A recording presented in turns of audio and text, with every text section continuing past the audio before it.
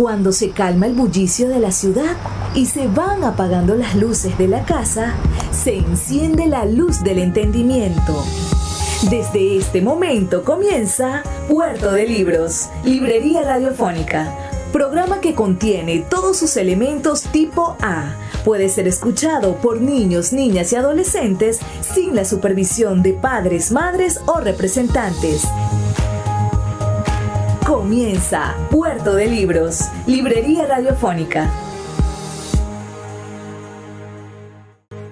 Bienvenidos a Puerto de Libros, Librería Radiofónica. Les habla Luis Peroso Cervantes, quien de lunes a viernes de 9 a 10 de la noche, en algunas emisoras, al menos la de Maracaibo, por ejemplo, la de Mérida, y en otras de 10 a 11 de la noche, nos escuchamos siempre en la Red Nacional de Emisoras Radio Fe y Alegría. Son 23 emisoras conectadas para llegar a sus hogares con buenos libros, con buena literatura, con opciones maravillosas para el entendimiento, para descubrir nuevas formas quizá de pensar o de entender las realidades. La noche de hoy tenemos un invitado muy especial, un hombre que se ha ganado mi respeto por su manera de pensar la civilidad, por su manera de reflexionar sobre el país, por su forma de construir opciones de cambio. Además, porque es un hombre sosegado, pero de armas tomar. Entonces, tiene una profesión que quizá es una profesión necesaria, pero silenciosa, de un trabajo incansable. Es un trabajador social, es el nombre de su profesión de base. Es profesor universitario y también ha incursionado en el mundo de la política y ha desarrollado, bueno, ha sido vocero de movimientos políticos como Puente y ha sido hasta candidato a la gobernación del estado Zulia. De todo eso hablaremos hoy un poco con nuestro admirado Joel Salas. Bienvenido, Joel. Dale un saludo a la audiencia de Radio Fe y Alegría, las 23 emisoras que están conectadas a esta hora. Buenas noches, Luis, bueno, y a toda la audiencia que nos ven y nos escuchan, ¿no? Por el canal YouTube Puerto del Lago y a través de la emisora Fe y Alegría, nuestra emisora, donde se encuentran todas las voces, incluyendo la de Luis Peroso. Bueno, agradecerte además la invitación de estar aquí en Puerto de Libros y además agradecerte la generosa presentación que hiciste hace un momento. Joel, comencemos por tu fecha de nacimiento. Naces por allá por el maravilloso año de 1966. Corre en Venezuela una campaña electoral curiosísima. Ha sido el propio partido Acción Democrática el que ha empezado a generar ese llamado gobierno de ancha base. Es electo Raúl Leoni presidente de la República, que parece que existe una paz en el país, pero es una paz quizá a tiros en contra de los que están en los cerros. Se produce lo que va a ser la pacificación de las guerrillas, pero la pacificación, cuando decimos pacificación, hablamos pacificación a tiros, ¿no? Porque para pacificar a aquellos que tienen armas, tienen que caerle a tiros porque se terminen de pacificar. Suceden todas estas cosas cuando tú eres un niño. Por eso me gustaría saber en qué momento Joel Salas tiene el primer recuerdo de ser venezolano.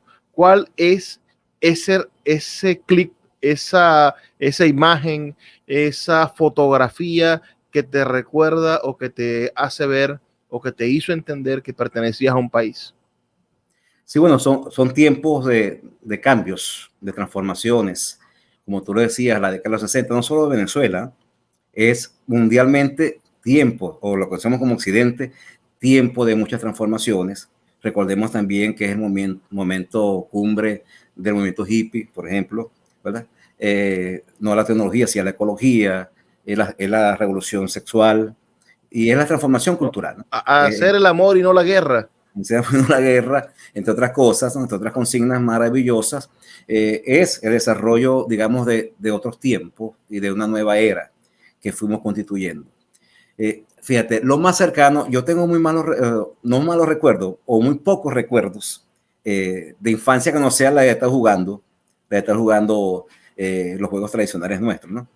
Pero sí recuerdo ya en el liceo que descubrí una gran vocación y es la vocación de servicio. O sea, yo entendí desde muy temprana edad, 12, 13 años, que mi futuro, mi vida va a estar dedicada a mejorar el mundo. Por eso que cuando estaba a esa edad yo quería transformar y cambiar el mundo. Déjame entenderlo. A los 12 o 13 años, tú perteneces a una generación que a mí me parece muy curiosa en el mundo político venezolano, porque yo siento que los nacidos en los años 60 y hasta algunos nacidos en los años 50 se fueron atrapados por los movimientos de izquierda desde muy jóvenes, desde el bachillerato, desde los centros de estudiantes, y ahora uno piensa en un muchacho de 14 o 15 años y dice, no, es un niño, no, está todavía inocente, es un párvulo, pero en los años 70 los que estaban armando la revolución eran los muchachos en los liceos. Era donde estaban las células de la Liga Socialista, era donde estaba formándose la juventud desde el MAS, era donde estaba la gente pensando en cambiar el mundo y en reivindicar a los pobres y en hacer un montón de cosas que hoy pareciera que le hubiesen arrancado la niñez, la inocencia que uno quiere que su hijo. Yo quisiera que mi hijo a los 15 años estuviera pensando en una película, en una muchacha, en otra cosa, y no en hacer la revolución y cambiar el mundo. Bueno, sí, son épocas distintas y uno digamos, de las angustias que tengo yo en el presente es ese divorcio y esa indiferencia creciente y muy manifiesta por lo político, por lo público. Es juventudes que la política le es indiferente. Y si la política le es indiferente, por supuesto, el otro le es indiferente. La sociedad le es indiferente. Ese es un tema que vamos a conversar en el desarrollo del programa. Pero te decía entonces que ya en la juventud, muy temprana, 12, 13 años, descubrí un camino. Y a los 14, 15 años descubrí que existía una profesión que llamaban el trabajo social.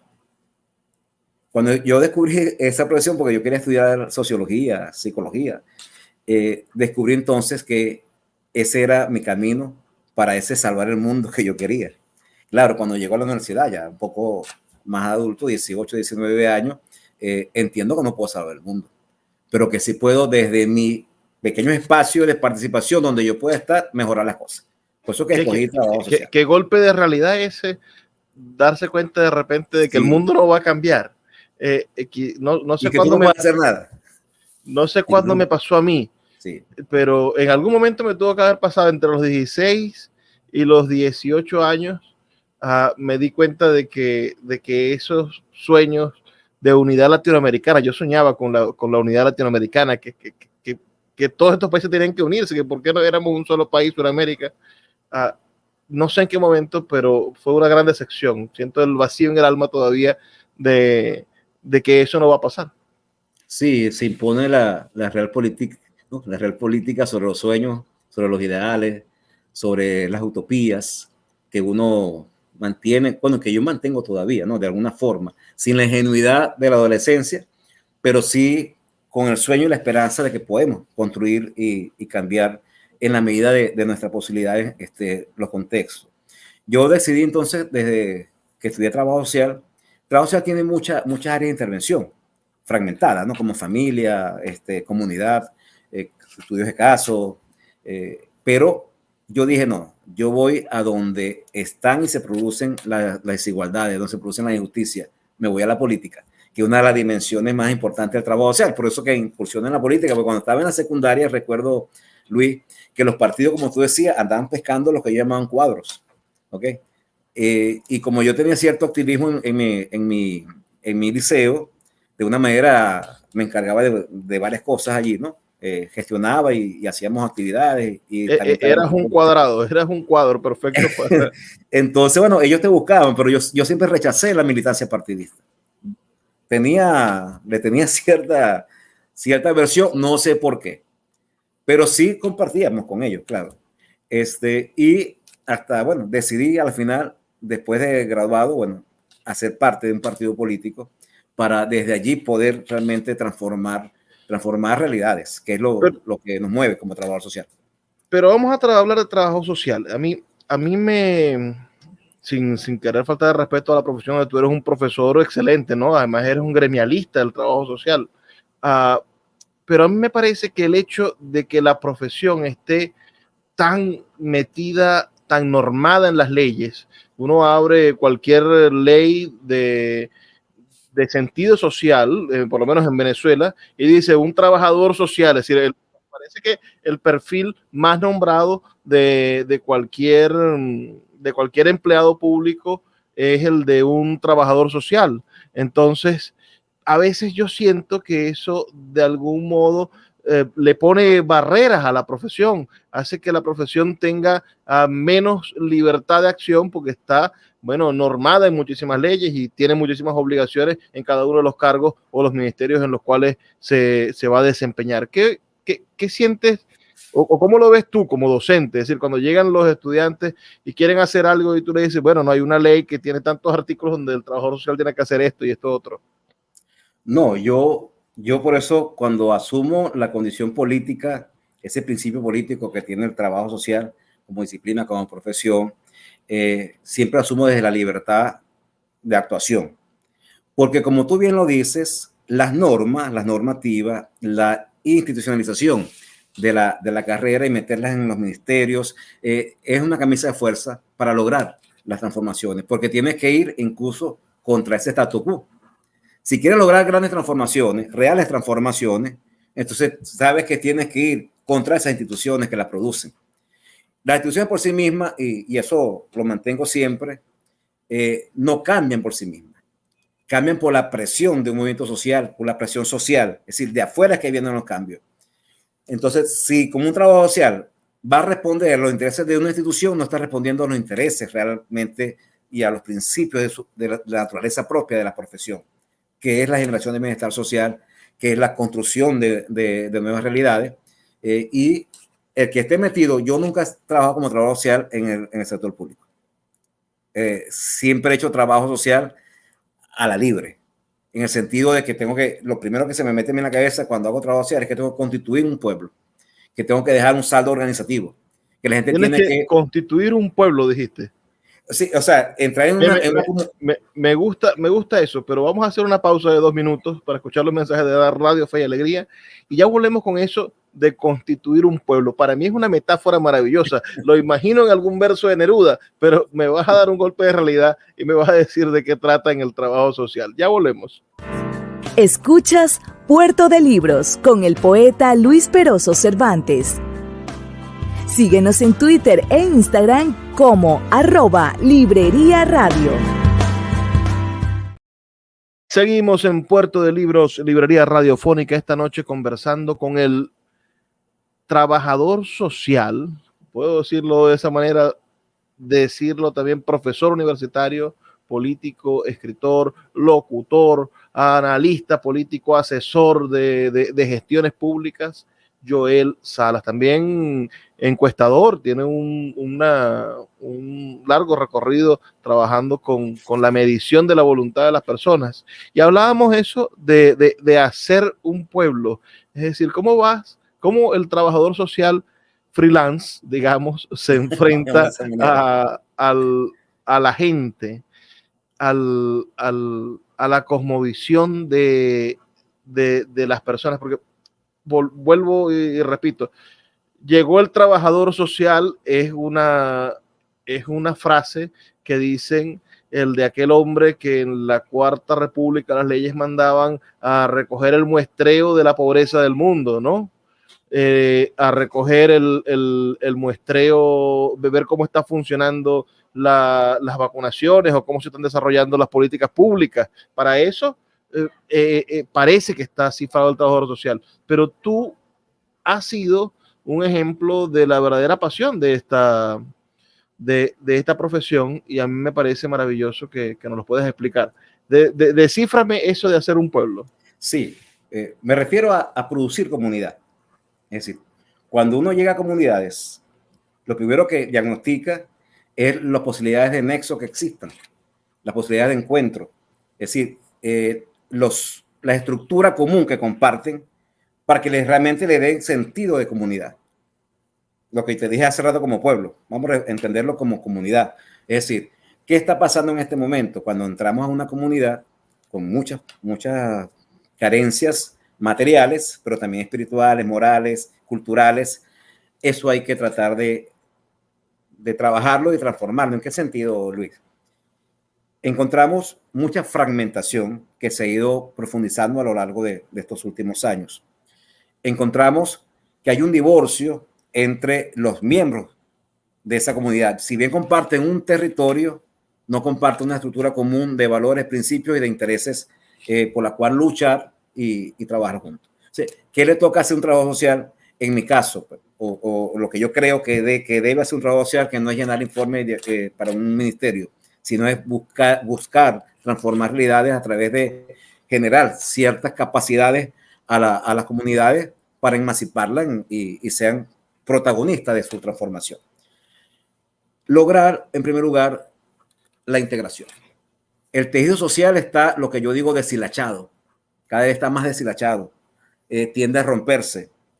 Lograr es constituir comunidad, producir comunidad es lograr tejido social, lograr cohesión social.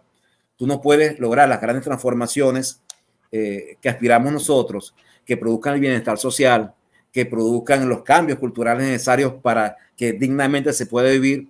Para nosotros es un imperativo ético el bienestar de las personas. No puedes lograrlo si esa comunidad están deshilachadas en su tejido, como está ocurriendo, y quiero advertir esto a paso veloz en este país, especialmente en la ciudad de Maracaibo, que es la que hemos ido observando y analizando. Mira, hablemos de tu juventud, de tus momentos de estudio. Es decir, te toca vivir esa época de los años 80. Los años 80 para mí es un hoyo negro en la historia de Venezuela. No se termina de saber bien quiénes fueron los culpables de la crisis. No se termina de saber bien si fue la repetición o el modelo bipartidista que hizo eclosión y terminó de acabar con las posibilidades de cambio y la esperanza del pueblo. Es decir, los años 80 son los principales responsables de que exista unos 90 con el Caracazo, unos 90 con el bendito golpes de Estado, con la desestabilización, y que lleve a la llegada de Chávez al poder en el 98, que finalmente hizo una brecha histórica de romper la continuidad política del país, ¿no? ¿Cómo fue vivir esos años 80? ¿Qué crees tú que fue el detonante de la crisis en esos años 80? Tú que lo viviste, que lo sentiste, que lo tenías al lado. Además de todo eso que tú estás mencionando, Luis, también hay que decir que fueron años donde se hicieron transformaciones importantes políticas en el país. Es finales de los 80 donde comienza a cocinarse, digamos, el revivir del sistema democrático en Venezuela, ya colapsado, agotado. Estamos hablando de esos últimos años del punto fijismo, pero es desde el 87, 88 adelante donde el país comienza a discutirse una forma distinta de Estado, una forma distinta de ejercer la política y el poder.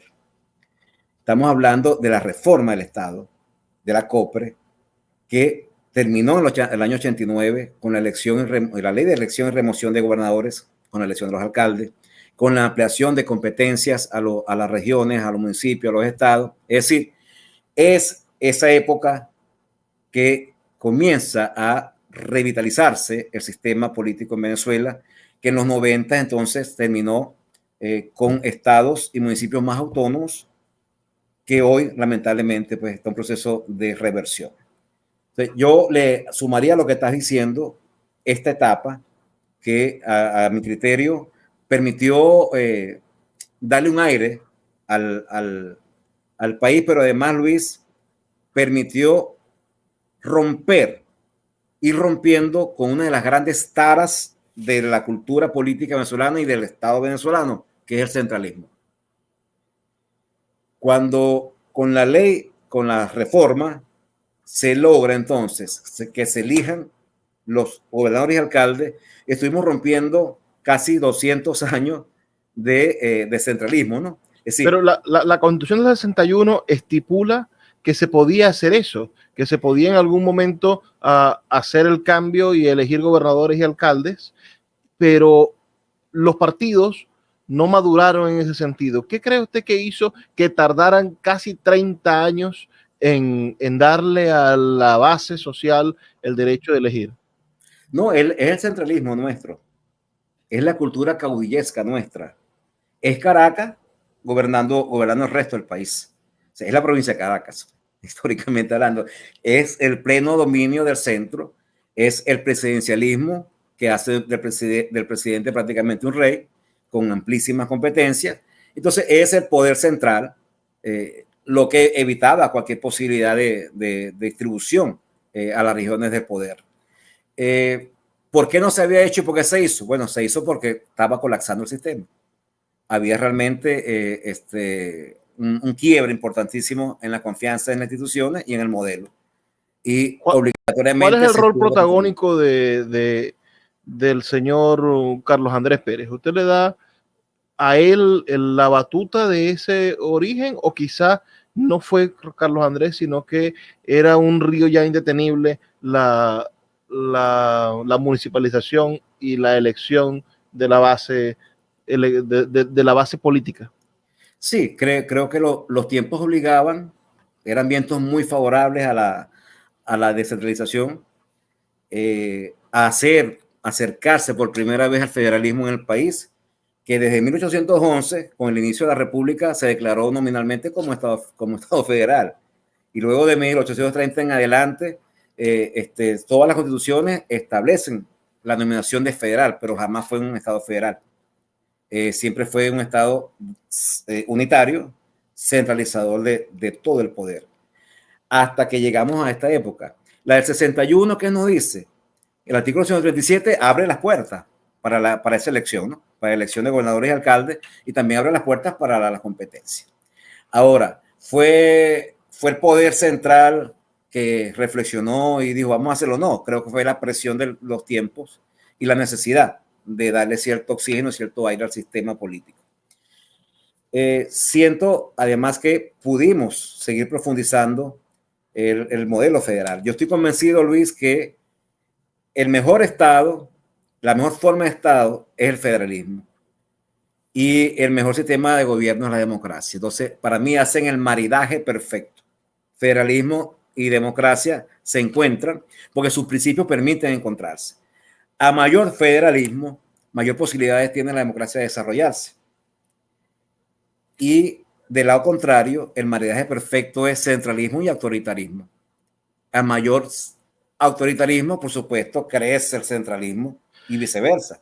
El Zulia tiene, es lo que estamos viendo en este momento. El Zulia tiene 21 municipios. 21 municipios donde hoy algunos son totalmente inoperantes. Pensemos en el municipio de Simón Bolívar, que podría ser del tamaño de una parroquia de Maracaibo. Falcón creo que tiene 25 municipios y es mucho más pequeño. 28, creo, si mal no recuerdo. Y es mucho más pequeño que el Zulia. Trujillo tiene 18 municipios, es decir, la municipalización fue muy dispar en el sentido en el que grandes territorios a veces son controlados por un municipio y otras veces territorios ínfimos, pequeñísimos, como Simón Bolívar. Vuelvo a poner ese ejemplo de ese municipio tan pequeño, o un municipio tan inatrapable como pensemos en el Zulia Pulgar, ¿no? Que está dividido entre Mérida y el Zulia. Es decir, ¿cree usted que se tomaron decisiones acertadas en la municipalización? Y es un proceso que no debió cerrarse, debió continuarse evaluando todo el tiempo. ¿Por qué se detuvo el proceso de evaluación de la creación o sustitución de municipios? ¿Por qué es tan complicado crear un municipio? Yo creo, en primer lugar, yo soy un militante, por decirlo de alguna manera, de la municipalización. Creo que siempre hay que acercar más las decisiones a la ciudadanía, porque entre otras cosas ella puede tener más posibilidades de control y de seguimiento y de ser vigilante de la gestión. Es decir, eso para empezar es importante. Creo que produce mayor participación ciudadana, porque tienes las decisiones y tienes al gobernante ahí cerquita. Por lo tanto, favorece a la democracia, favorece al sentido de la democracia. Pero la ley establecía y sigue estableciendo que para ser un municipio tienes que tener incluso capacidad económica de autosostenerte, ¿no? Ahora, ¿qué es lo que ocurre? Que estos municipios que tú estás diciendo dependen mucho y siempre han dependido, y es la cultura nuestra también, de los recursos del Estado. Yo conozco municipios pequeños que se sostienen, pero a partir de la promoción y el desarrollo de las actividades económicas propias que generan esos municipios. Es decir, no podemos poner a sostener a cada municipio de los ingresos de Estado. Y eso ha ocurrido. Eso ocurre. Para mí que es uno de los grandes errores. Vamos a cerrar este segmento y me voy a ir con esta afirmación. Usted me dirá en el segmento siguiente si es cierto o no. Hoy el espejo de Venezuela, los 336, 35 municipios que tiene Venezuela, son un resultado del Estado paternalista financiado por el petróleo. Hay que ir a una nueva municipalización más certera, más lógica y que esté alejada del petróleo. Me lo respondes en el siguiente segmento porque tenemos que ir a escuchar los mensajes de Radio Fe y Alegría. Ya volvemos. Con gusto. Escuchas Puerto de Libros con el poeta Luis Peroso Cervantes. Síguenos en Twitter e Instagram como @Librería Radio. Seguimos en Puerto de Libros, Librería Radiofónica, esta noche conversando con el trabajador social, político, analista de gestión, un hombre además de radio, de medios, de escritura, un verdadero intelectual del occidente de nuestro país, nacido en Falcón, ¿verdad, Joel? En Punto Fijo, en la península paraguana. Pero con una vida activa en el estado Zulia desde hace mucho tiempo, pero esto lo vamos a nacionalizar zuliano. Bueno, mira, yo tengo las dos nacionalidades. Ya tiene las dos, tiene pasaporte de las dos nacionalidades.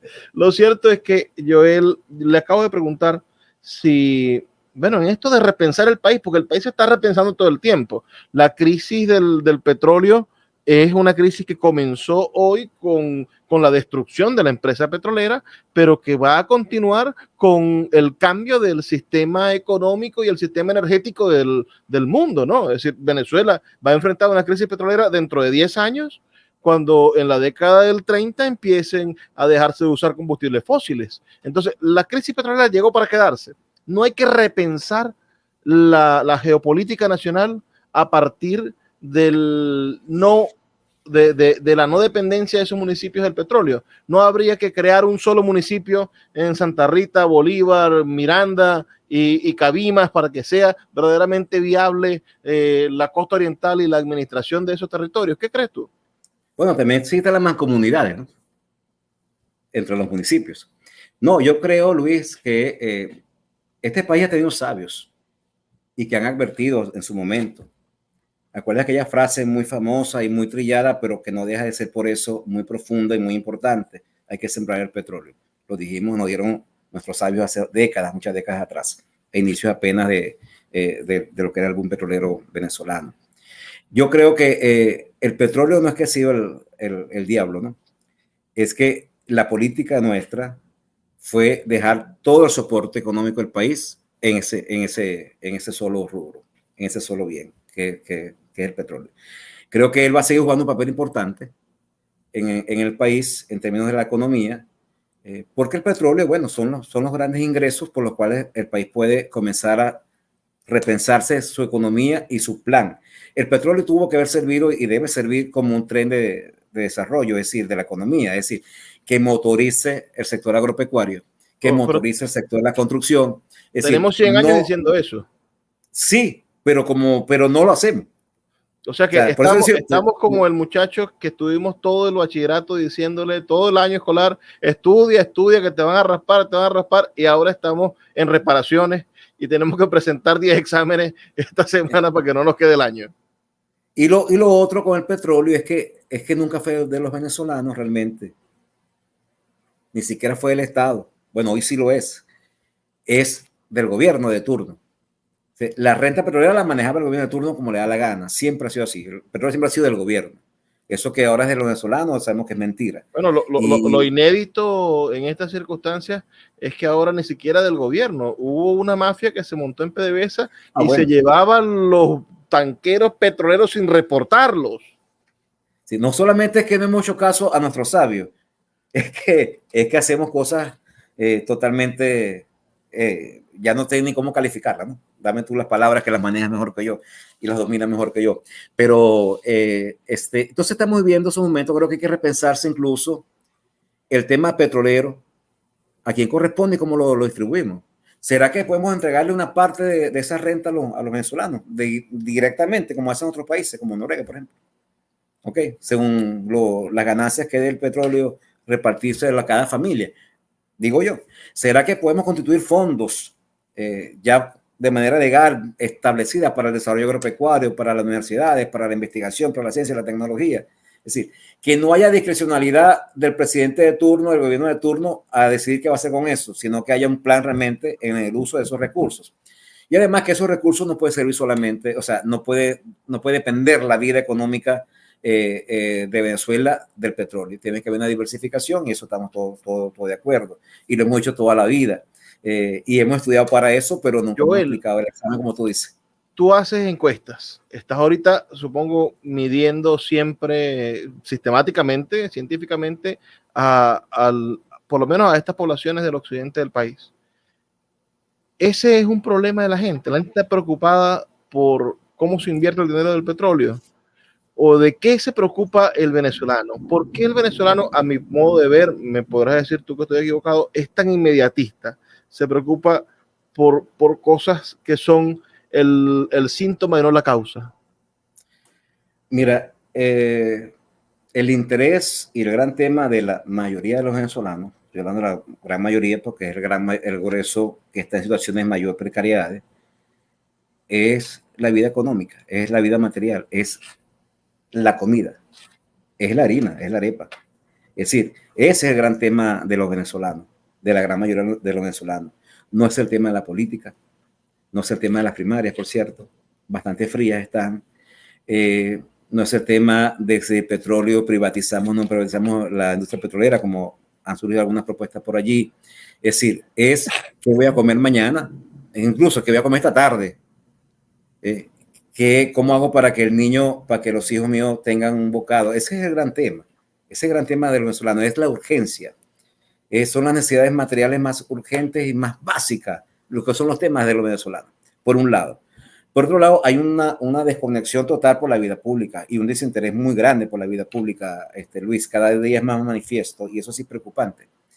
Porque si no hay interés por lo político, por la política, entonces crece y sigue creciendo el individualismo, que ha ido creciendo a constituir una sociedad narcisa, muy pendiente de sí mismo, mirando hacia adentro, hacia mis propios propósitos, a mi forma de ver, de pensar, de sentir. Allí desaparece el otro. Ese no es un fenómeno global. Yo siento que ese problema es global el fenómeno. Es un fenómeno global. Estamos frente a una sociedad que hoy no le importa, o te digo yo, mi generación, nosotros los millennials, imponemos primero nuestro beneficio personal, nuestra felicidad. Primero soy feliz yo y después me preocupa si son felices mis padres. Porque sí, fíjate, yo no soy culpable de la infelicidad del otro. Pero fíjate lo que acaba de decir. Y después mi padre, o sea, porque fíjate que lo más cercano que tiene es la familia, quizás algunos amigos. Más allá, el otro no existe. No me importa. Claro. Es un asunto. Entonces, cuando tú tienes una sociedad que se fragmenta de esa manera, y tú lo dijiste hace un momento, es una tendencia mundial.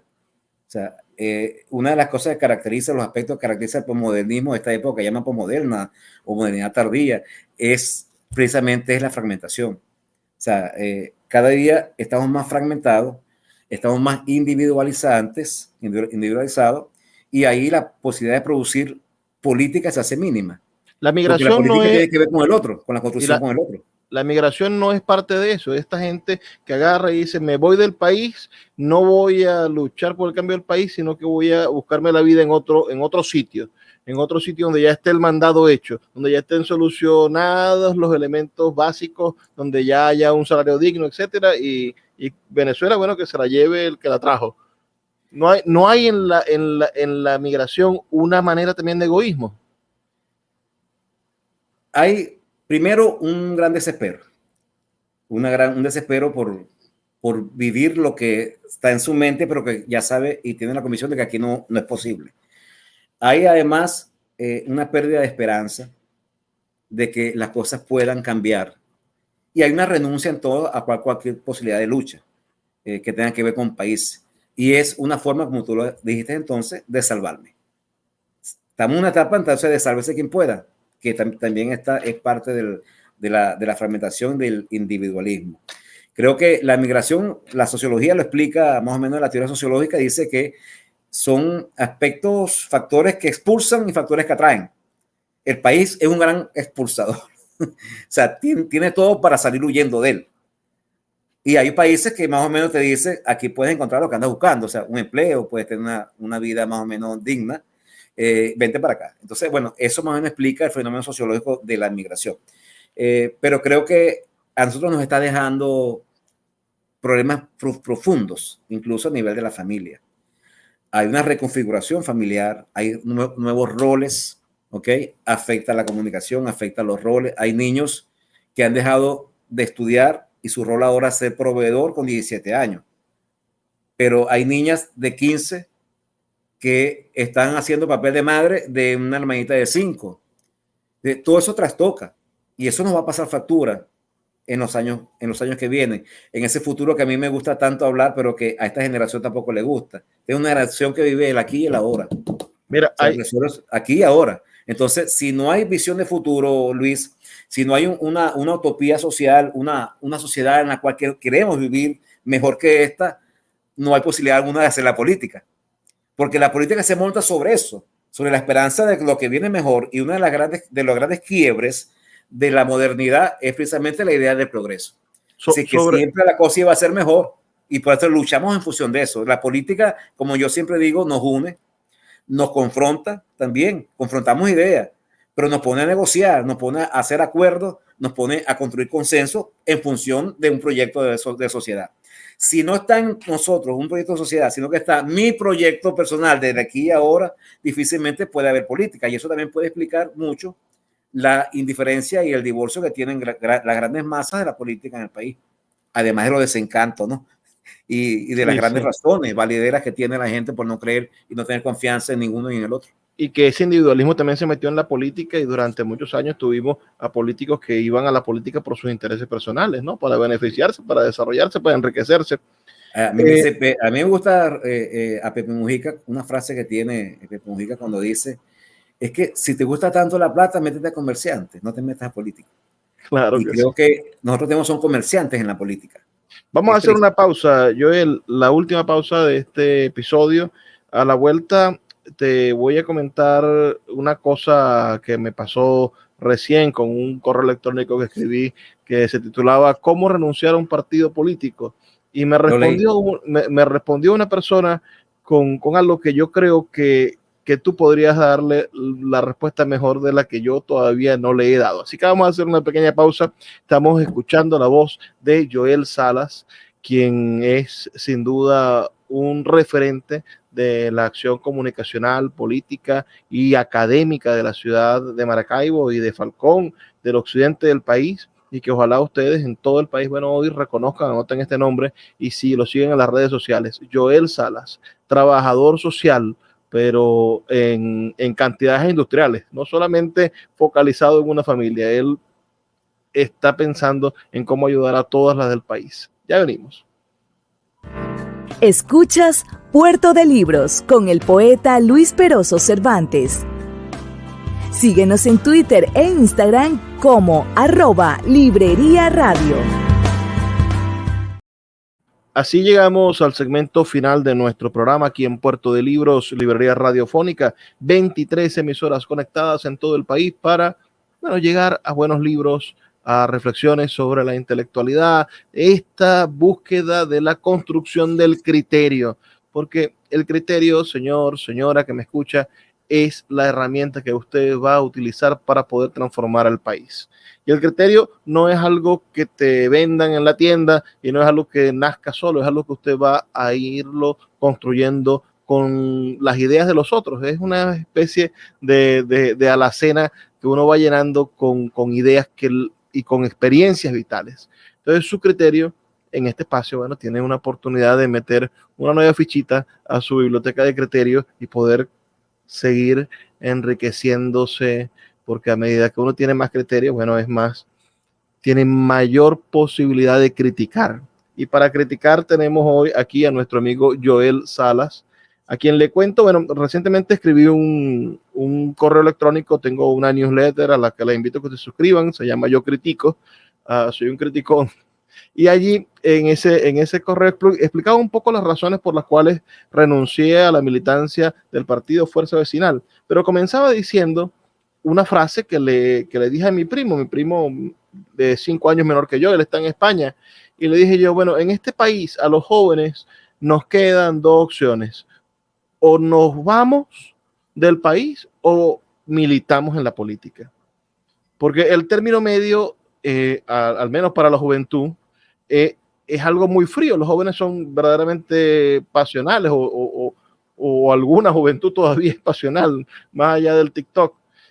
Entonces, en esta efervescencia de cambio, en este deseo de querer hacer las cosas diferentes, en este deseo de tener oportunidades, en este ahogo mismo de no encontrar las oportunidades o de que estudiar en Venezuela no signifique después tener una profesión y poder desarrollarse económicamente, etcétera, etcétera, etcétera, existe la opción de irse a un lugar donde ya está el mandado hecho o quedarse aquí y luchar por la política. Este señor que leyó el correo me respondió diciéndome que yo estaba completamente equivocado porque en Venezuela nunca iba a haber un cambio político electoral, que era una locura pensar eso, que tenía que desengañarme, que la única manera que había de tener una actitud digna era no mezclándose en la política, porque toda la política venezolana estaba corrompida.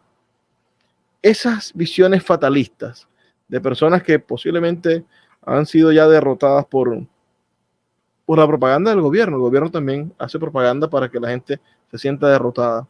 ¿Qué respuesta se le puede dar a un hombre o a una mujer que hoy está, bueno, desesperado y dice que no hay posibilidad de desarrollo en Venezuela y que solamente está esperando la muerte o esperando que los hijos se lo lleven?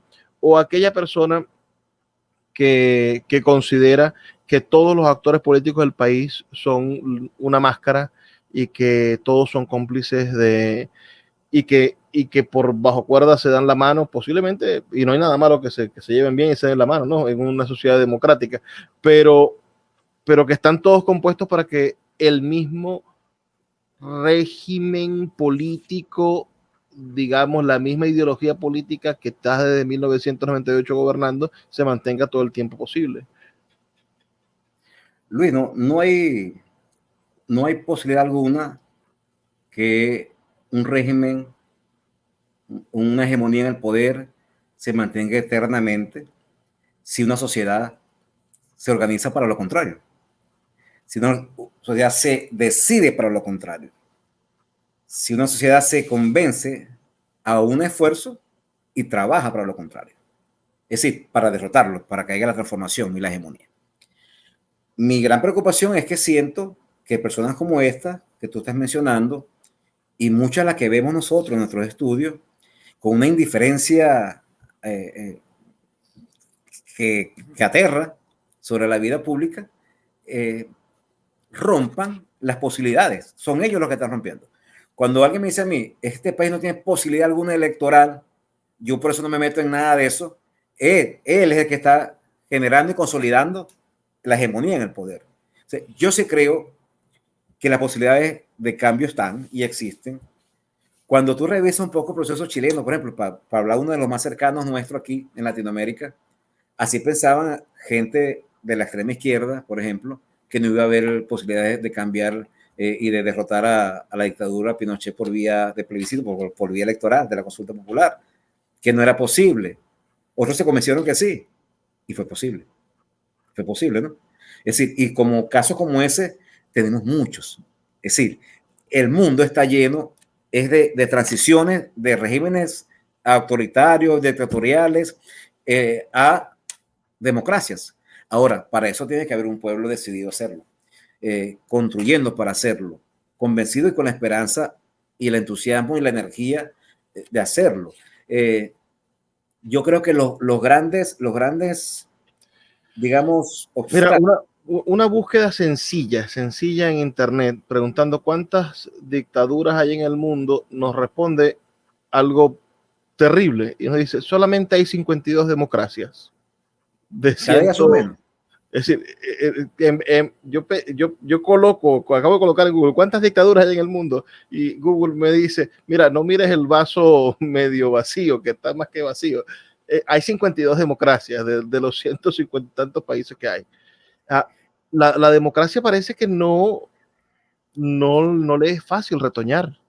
Hay un agravante y es una tendencia mundial, Luis, es que el nuevo autoritarismo, para llamarlo de una forma, que se viene instalando a nivel del planeta, es decir, y que tiene básicamente características similares que es esta. Están llegando por procesos democráticos, llegan al poder, procesos democráticos, después hacen unas transformaciones institucionales, legales, para ir consolidando un poder autoritario totalmente, ¿ok?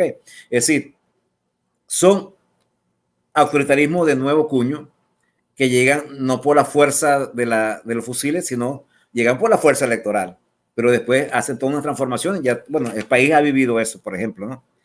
Lo estamos viviendo en otros países de Latinoamérica. Comienzan a pedir la reelección indefinida, ampliar los años de mandato, a tener control de los otros poderes, y comienzan una forma de hacer una dictadura que juega de forma distinta a las dictaduras clásicas del pasado. Es cierto, hemos retrocedido mucho en el sentido democrático, hemos ido perdiendo los espacios, pero la democracia sigue siendo el mejor sistema, en términos que es perfectible, pero en términos que, bueno, juega con la libertad de las personas, ¿no? Y creo que el gran reto nuestro es cómo lograr que ese sistema siga siendo el sistema por excelencia. Yo no me imagino en un sistema en la cual yo no puedo opinar ni decidir.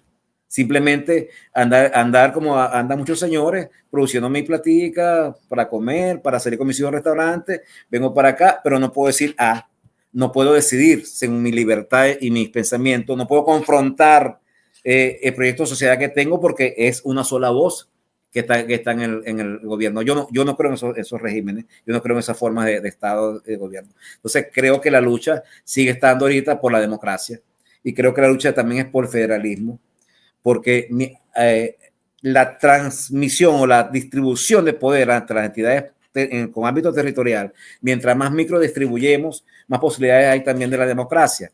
Por eso que hay que derrotar el centralismo en el país. Hay varias taras políticas en la cultura nuestra. Una es el centralismo, otra el caudillismo, otra es el nepotismo, el clientelismo y una cosita que llaman corrupción, que nos comentó. Esas 5 taras, creo que hay que limpiar la política de ellas y establecer una nueva forma de entender la política, de entender el poder. Me voy con el clientelismo. La gente quiere que el político le solucione. Uno que ha salido al ruedo con algún político termina encontrando que la gente siempre le pide dinero al político y si el político no da, bueno, este político está mal, este no es, ¿no? ¿Cómo hacerle entender al venezolano que no puede, que lo que tienes que pedirle al político precisamente es que no te dé? Sí, es que el tema es cultural. Por cierto, te recomiendo este libro, Luis, La batalla cultural. ¿Lo ves? Ahí. Sí, lo estoy viendo. De Agustín Laje. Excelente libro, lo estoy leyendo en este momento. Aquí no lo vas a encontrar, pero hay que pedirlo afuera. Voy a tratar de conseguírtelo para que lo tengas. El tema es cultural. Entonces, el clientelismo no es que está en la mente de los políticos y de la gente de gobierno, es que está en la mente de la sociedad venezolana. Incluso la corrupción es parte de la cultura, ya está en los tuétanos nuestros, tanto que la gente la legitima. O sea, Una diferencia ahí cortica. Yo tuve 12 años en gabinete regional. Salí más pobre de cuando entré, porque cuando entré tenía un Mazda, nuevecito, salí con un carrito chino cuando salí del gobierno. Y salí con dificultades económicas después porque quedé sin empleo. Y tengo un sobrino que cuando me pregunta, tío, ¿tuviste tanto tiempo y estás pelando? Y yo, sí. Y me dice, tú lo que eres un pendejo. Es decir, Bueno, ¿acaso yo fui al gobierno a hacer plata? Yo fui al gobierno a servir. el poeta Víctor Bielma, que no sé si tú lo conoces a Víctor Bielma, él fue senador de la República. Y dice, yo fui senador de la República y ahora no sé, ¿no? Así es. Es decir, gente que entendió que la política es servicio. La política y la ética se encuentran mucho, Luis, porque tienen que ver con nosotros. Tienen que ver con el bienestar de los otros. Entonces, quien entiende la política de esa manera y está en el mundo de la política, va a hacer cosas importantes a favor de ese fin ético, que es el bienestar de una sociedad. Pero la gran mayoría, y eso lo debo decir yo, porque hasta he sido testigo de eso, entrar a la política para hacer negocio. Ahora, son unos rojos, son los chavistas nada más, son los opositores. Es el pueblo venezolano, es la sociedad venezolana, es la cultura nuestra, la que de una manera está marcada por esas taras, y esas taras hay que transformarlas. Por eso que el proceso nuestro de transformación de la política en el país es pedagógico, es educativo, es de generar una forma distinta de significar, de los significados que tiene la política.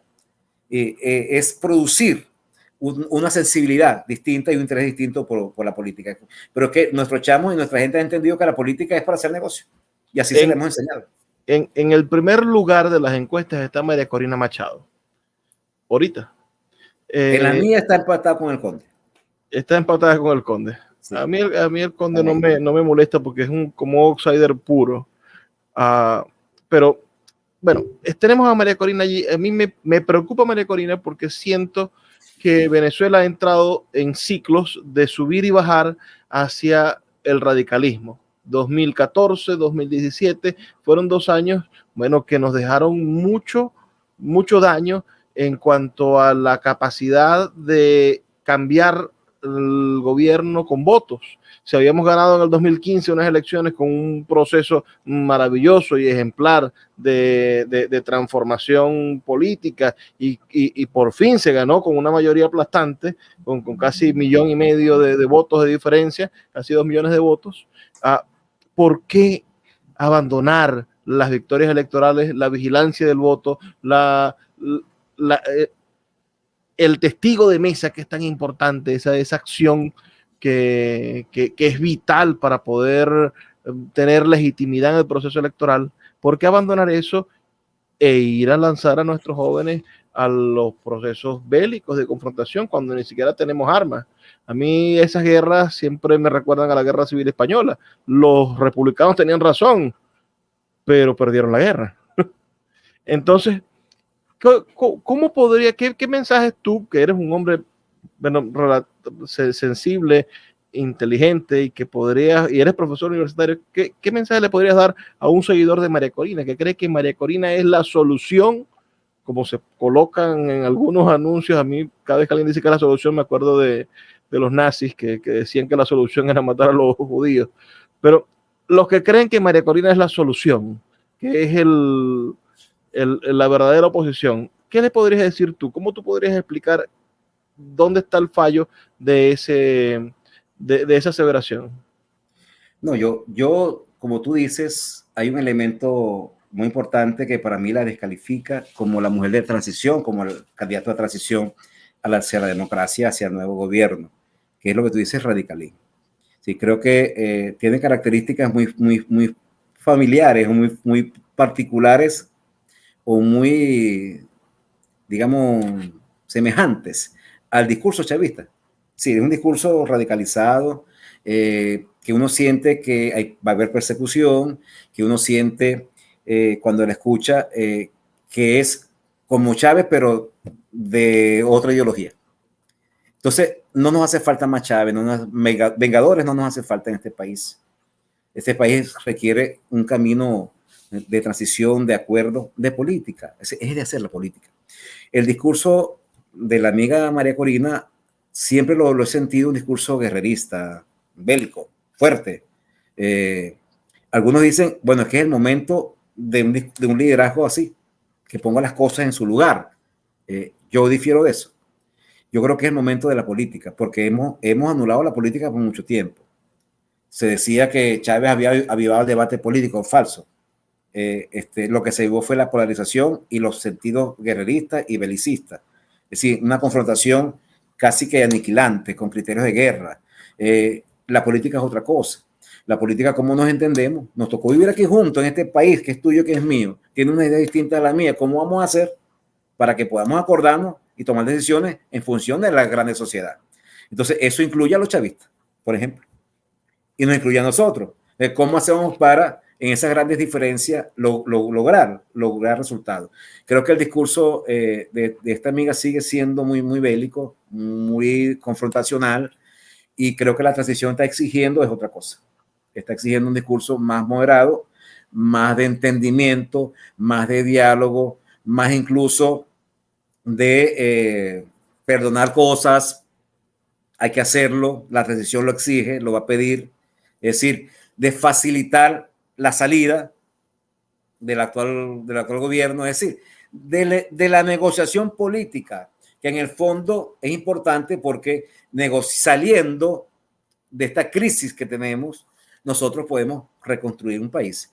Ahora, si vamos a continuar con la confrontación, con la persecución, con el aniquilamiento del otro, el país seguirá por rumbo en lo que estamos. Tenemos 2 décadas echándonos plomo. Digo, plomo verbal e incluso plomo también de pólvora, del real, ¿no? Varios muertos tuvimos, decenas de muertos tuvimos, innecesariamente, por cierto.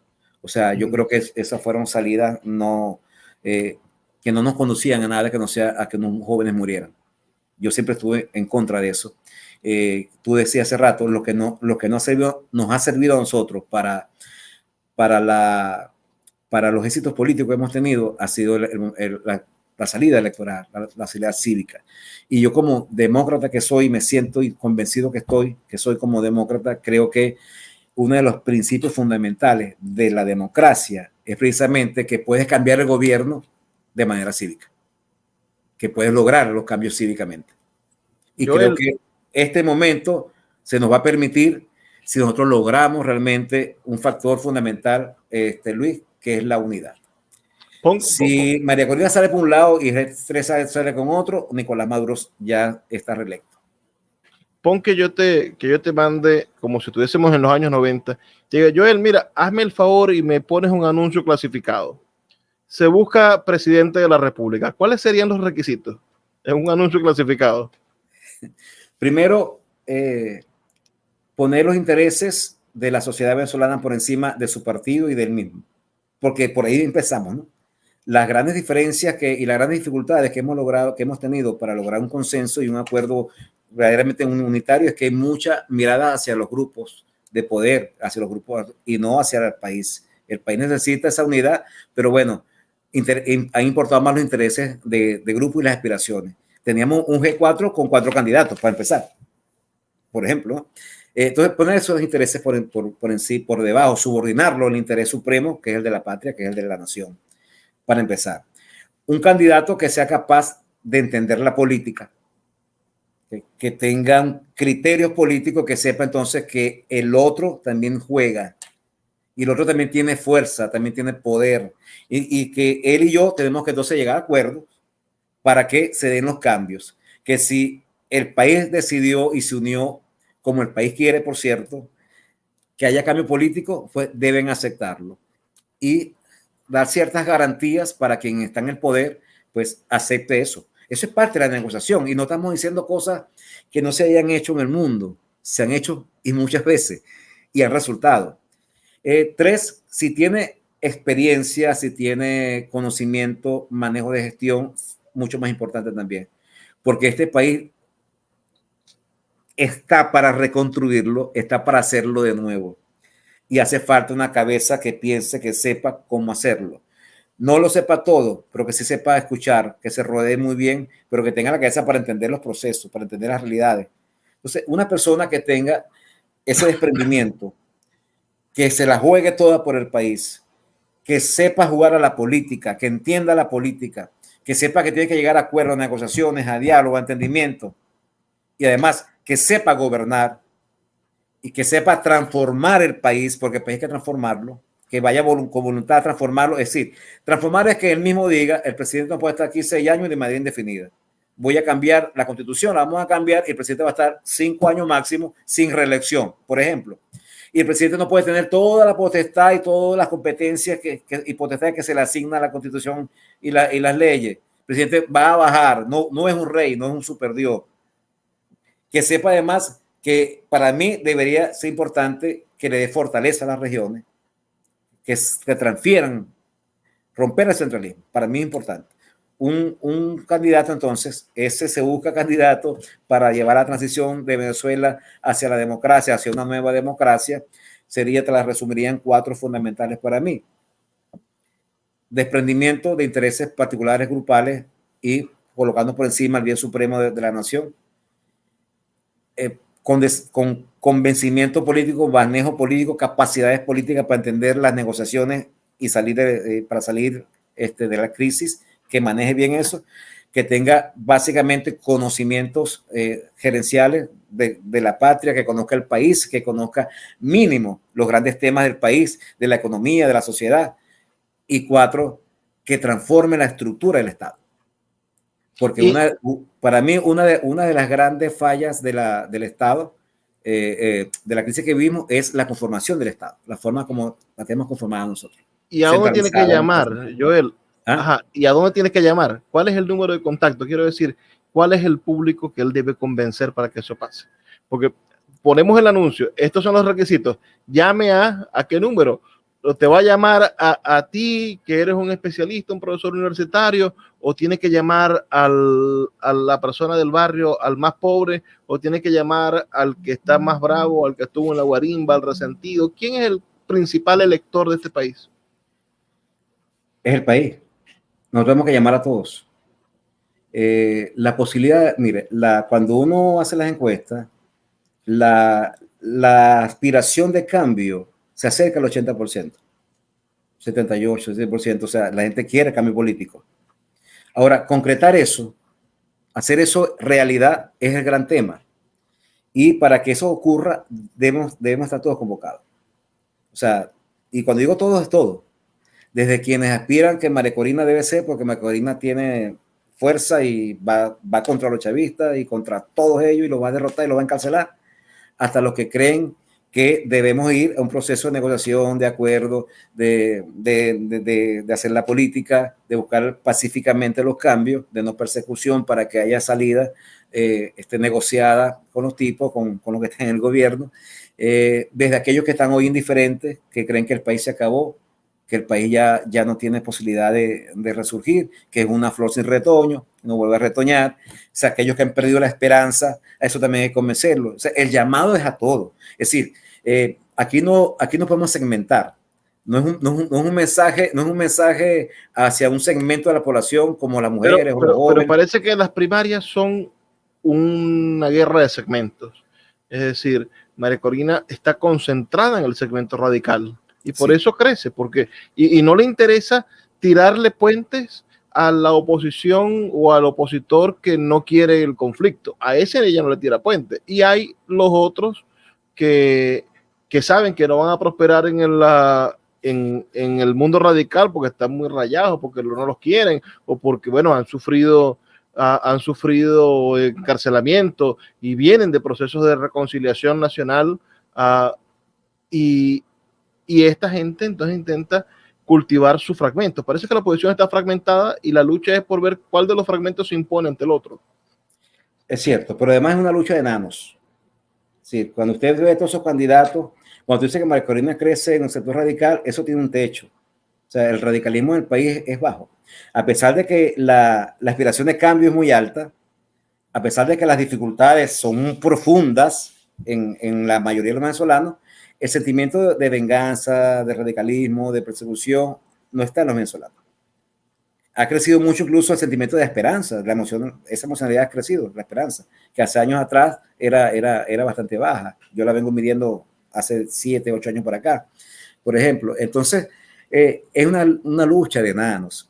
Si nosotros no entendemos que los que hoy están como candidatos, todos son pequeñitos, todos sin excepción, ninguno pasa, todos juntos no superan y no convocan al 20% para la primaria. Imagínate entonces el tamaño que tienen cada uno. Pero todos se comportan como si fueran el gran líder del momento y no lo son. Y eso sí es un gran problema. Ahora, hay que construir unidad y nos hace falta todo. María Corina hace falta el Conde, hace falta Manuel, hace falta los llamados alacranes, hace falta los chavistas que se fueron y que ya están desilusionados y no quieren saber nada de Maduro. También hace falta todo el mundo. Fíjate, en este país se dio una experiencia, por cierto, aprovecho de comentártela, porque estuve cerca de ella. En el municipio de Abajuro del estado Falcón, allí se construyó una experiencia unitaria única en el país. En las elecciones de noviembre 21, allí fueron todos, es decir, los María Corina, los Manuel Rosales, los Conde, o sea, todos, y cuando yo te digo absolutamente todos, la Alianza Democrática llamada Alacranes, el G3, los independientes, los radicales, los chavistas arrepentidos, los chavistas activos, pero que iban en contra del alcalde, todos se unieron en una figura. ¿Costó la unidad? Sí, costó la unidad. La Alianza Democrática decía, si te apoyas el G3, nosotros no. Y viceversa. Él decía, nosotros vamos, pero sin alianza. Y los independientes decían, pero no, con ese tipo yo no voy. Y fuimos construyendo esa unidad y dio resultado que se ganó. No solamente que se ganó 70, que la participación electoral fue 20 puntos superior al promedio nacional. Es decir, y hoy se está gobernando desde ese punto de vista de la unidad y de la gestión. Ojalá el himno nacional diga algo sobre Dabajuro en el futuro, el ejemplo que Dabajuro nos dio. Ha sido verdaderamente un placer conversar con nuestro amigo Joel Salas, profesor universitario, trabajador social, un hombre de primera línea, un intelectual que invitamos que ustedes sigan en sus redes sociales. Para todos los que han seguido el programa hasta aquí, bueno, agradecidos eternamente con su presencia, con su estancia en este programa. Podemos pedirle a Joel que nos dé unas palabras de despedida. Si te encuentras ahí, Joel, ¿nos estás escuchando? Aquí estoy, ahora sí. Un bajón por aquí, tú sabes cómo es la cosa por aquí. Crisis eléctrica. Sí, bueno, Joel, unas palabras para cerrar, para cualquier joven que quiera servir como tú fuiste llamado en tu juventud. ¿A qué lo invitas? ¿Lo invitas a que se inscriba en una escuela de trabajo social o lo invitas a que milite en un partido político? ¿Cómo hace un joven para servir en este siglo XXI? Yo le diría primero que lo invitaría a encontrarse con los otros, a producir encuentros en su comunidad y con lo otro que es diferente. O sea, ¿quién es el otro? El otro no es mi vecino, ese es igualito a mí. El otro es aquel que realmente es diferente a mí. Es decir, un militante, por ejemplo, de María Corina, el otro es un militante de Manuel Rosales. Son distintos, ¿no?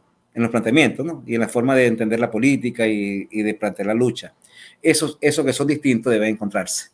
Creo que debemos producir mucho encuentro. La juventud debe interesarse por lo público. La juventud debe pensar que la vida va más allá del día de hoy en el cual estamos anclados. La juventud no tiene referentes, no tiene anclaje social, anclaje político. Es decir, no hay ídolos que uno mira y dice, quiero ir para allá. Por ejemplo, no hay un Mandela que pudiera motivar a estos jóvenes. Yo diría a estos jóvenes primero producir encuentros, ir a la búsqueda de otros, establecer nexos. No hay ser humano autárquico, no hay ser humano que sea emancipado por sí mismo. Todos necesitamos a los otros. Todos dependemos de los otros. Y en la medida que nos encontremos con los otros, nuestros sueños, nuestras aspiraciones se hacen mayores, la posibilidad de conseguirlas. No andemos solos. No andemos ensimismados y mirándonos a nosotros mismos. No seamos narcisos. Vamos a tejer los hilos con los demás, con nuestros vecinos, nuestra familia, con los otros diferentes, y pensemos en construir un país. Vamos a soñar. Es decir, vamos a restablecernos las utopías. Muchos hablamos de utopías. Vamos a establecer una utopía social, una sociedad como la queremos, como la pensamos, como la soñamos, y vamos a juntarnos para lograr ese sueño. Eso es lo que yo le diría a un joven. No te dejes atrapar por el individualismo, no te dejes fragmentar. Este es un mundo que está fragmentando muchísimo. No te dejes ensimismarte y no te dejes atrapar por el individualismo. Busca, encuéntrate y piensa y sueña junto a los otros. Eso sería lo más ético que podemos hacer. Amén. Escucharon la voz de nuestro admirado Joel Salas, profesor universitario, analista político, encuestador, hombre de medios. Tiene en Radio Fe y Alegría de Maracaibo un programa que se llama Salas de Opinión, que invitamos a seguir también en su Instagram. Tiene un Instagram donde sube los programas. Cualquier persona en este país va a poder acercarse a las reflexiones que hace nuestro amigo Joel Salas en Salas de Opinión. Es hora ya de retirarnos, no sin antes recordarles que Puerto de Libros, librería radiofónica, sale en la Red Nacional de Emisoras Radio Fe y Alegría todas las noches para llevar a sus hogares buenos libros. Trabajo para ustedes Luis Peroso Cervantes. Los invito a que nos sintonicen el día de mañana. Por favor, sean felices, lean poesía.